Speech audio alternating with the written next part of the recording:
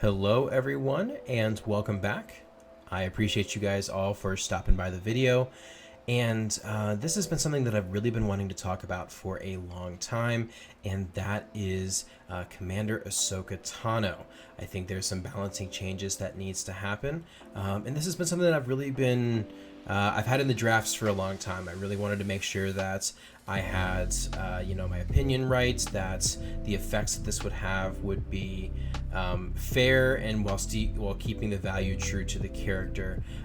So I think I've got something together that I think would really benefit the community as a whole, but I want to get your guys' opinions. So I don't normally do this, but go ahead, drop a like on the video if you like what you guys see, or if you dislike it, go ahead and drop a dislike. I really want to see engagement on this video, and if you guys could stay all the way to the end of the video, I've got a lot of things prepared, and if you want to jump between different parts, I will have timestamps in the description, so make sure to go check those out there. You can flip back and forth, and go ahead, share this with your friends and share this with your guildmates. I really want to drive communication. I really want this to be something that maybe CG sees and actually implements this change.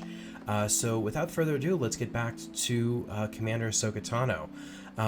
So I think it's no surprise for anyone who watched Glermit and I's video, which the card right there up in the top corner will have our video if you missed it. We went ahead and ranked all the galactic legends based off how they perform in PvP, PvE, and their farm, and then where that puts them all together. And Jedi Master Kenobi performs very well. We ranked them pre-conquest lifters and post-conquest lifters, and JMK still performed very, very well, but Cat really takes him over the top. And I think my issue with this comes from the gap between him and everyone else is just so substantially large that I think that the playing field really needs to be brought down for the health of the game. And one of the things that really started driving this for me was back in a February 2022 State of the Galaxy post. CG released their power tiers, so to say, and this is kind of their loose way for how they interpret how squads should be interacting. So their tiers for characters was Marquee, Journey Guide, Conquest, Epic Confrontations, Galactic Legends, and Galactic Legends with Conquest counterparts. And obviously they did say in their post that there's going to be times where there's going to be maybe some things that mess up this natural order of things, extreme synergy, better mods, poor team composition, all play factors. And sometimes there's just teams that are able to jump up a couple of different tiers, and that's just the way that this is, and that's just how the game balances itself. However, but for the most parts, teams will stay within their tiers, and with the proper things like with Omicrons, Datacrons, they're able to jump up one tier to beat that team. That is the incentive to invest in said material. And while Jedi Master Kenobi with Commander Ahsoka Tano does still hit that top tier of Galactic Legends with the Conquest Lifter, I think the jump with it is too drastically high, even when compared with Lord Vader and Maul. And I think even just the jump from Galactic Legend to Galactic Legend with the Conquest Lifter, the gap between them is too significant. So I'm going to go ahead and present the ability that I think really is the issue, or is driving the issue here. And I'm going to present what I think would be a best change for that. So it all starts with Commander Ahsoka Tano's Force Sleep ability, which has an 8-turn cooldown and reads as such: the first time Force Sleep is used during an encounter, instantly defeat target enemy, and each light side ally gains 35% turn meter. Deal special damage to target enemy and gain critical damage up for 3 turns. Reduce this ability's cooldown by 4. And if Commander Ahsoka Tano has Shien, inflict armor shred until the end of the encounter, and Force Sleep on raid bosses. Call all other Galactic Republic allies to assist, dealing 10% more damage, and this ability starts on a cooldown and can't be evaded. So obviously this is one of her top tier abilities, on top of all the stat boosting that she has, and I would say that she is arguably the best conquest character that has been put out. I think maybe there's some arguments for Maul. We're seeing Malgus doing some stuff right now, but I think that the consensus is that Cat is the best.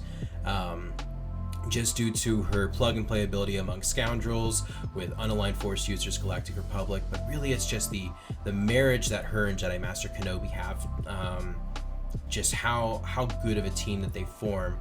And I think the balancing issue comes with Jedi Master Kenobi being able to reset her cooldowns turn 1. And I know that this was a big selling part with the team, and that was really cool when we first unlocked it.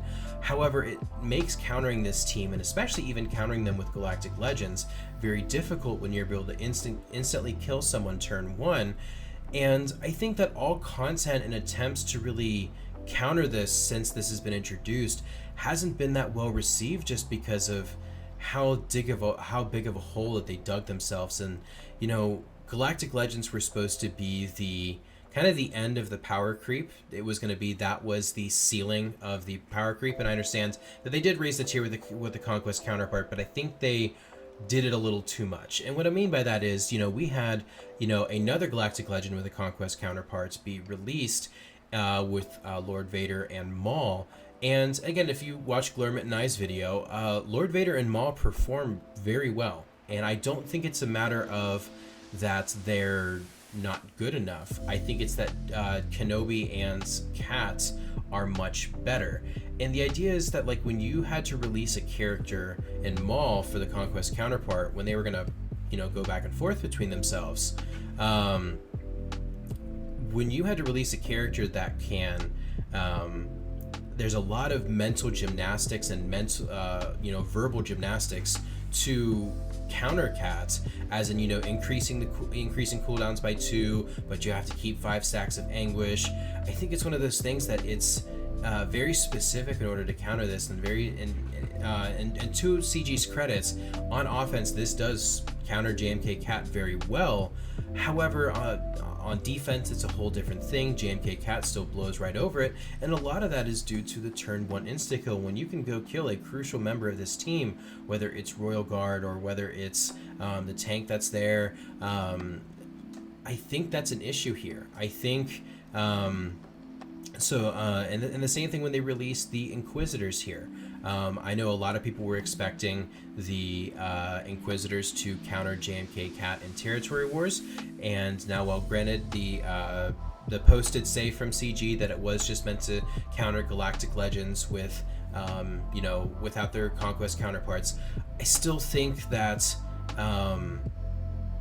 given the right synergy, given the right things, that the main issue that I'm finding is really just a turn 1 insta-kill.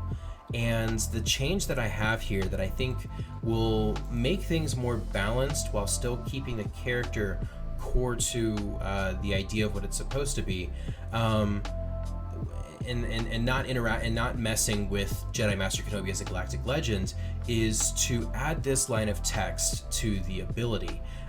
So on Force Sleep, it would read, this ability starts on a cooldown and can't be evaded, and then you would add that this ability is immune to cooldown manipulation except through Shien Form. And as you know, in Ahsoka's kit, Shien Form is that whenever you give someone the Shien buff,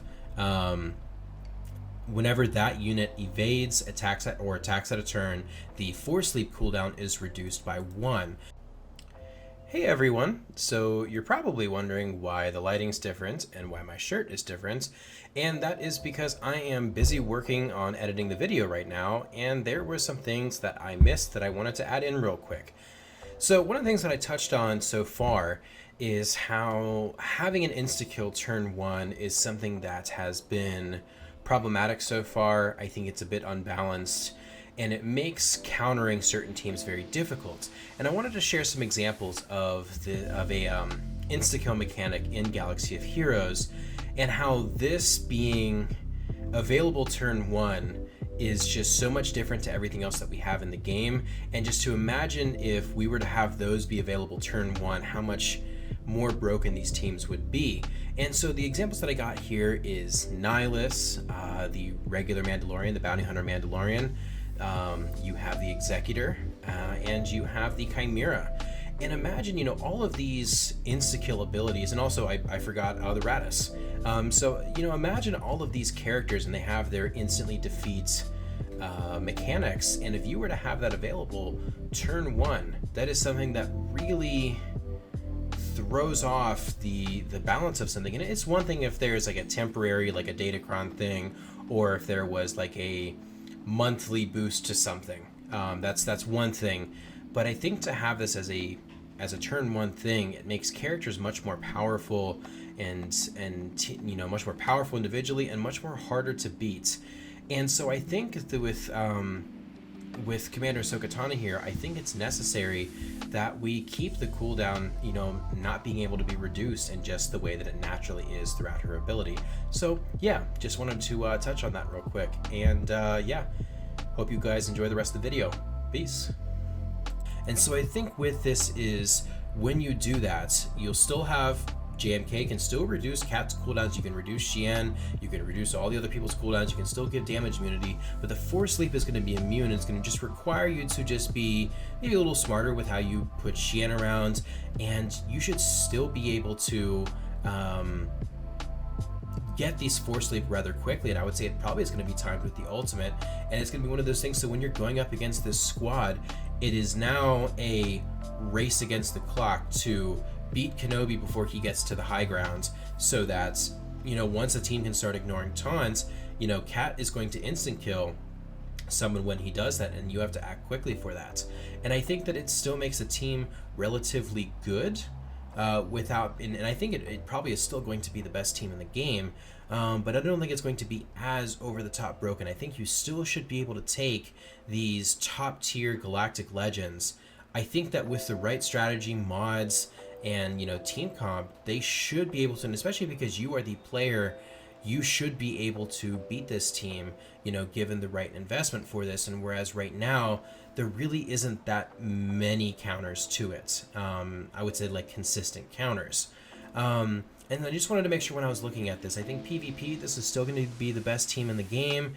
PvE, this is not going to affect how it performs in raids. The whole idea with raids was that you wanted to charge the damage between JMK and Cat, and you're just passing mastery back and forth. Shien's going back and forth between everyone, and it's just ramping all that damage up with Cat, and then she'll just do one big hit at the end. So this really doesn't affect that. And in territory battles, you really don't run JMK Cat together.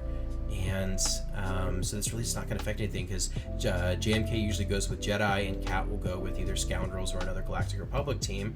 And maybe in a light side battle you'll do it, but even still, it's not going to cause that much of an issue. And even in Conquest too, this team is still going to be one of the better teams to use in Conquest, still going to perform how it needs to perform. But I think this is a balancing change that would overall promote a healthier meta, or a healthier balance between characters.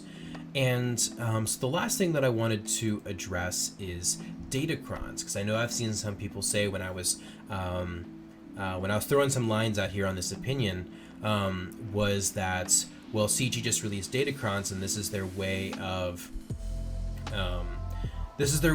making things be able to counter JMK Cat. And while I agree with that to an extent, I think that this still needs to happen in order to make these make the playing field still a bit more level. Because the way that CG envisioned Datacrons to work is that whenever they release a set, they are providing bonuses to a faction and to a character. So they're elevating this faction, and those characters within that faction, with some of them will have galactic legends, that galactic legend and characters will be bumped up a tier. So in this instance, in this next set 3 that we're getting, I would imagine for the Sith with Sith Eternal Emperor, that he will be bumped up from the Galactic Legend category to the Galactic Legend with the Conquest counterparts in terms of power tier. And I think that the whole goal with Datacrons, when you're doing these monthly updates, is that you are now just adding the temporary scaling power to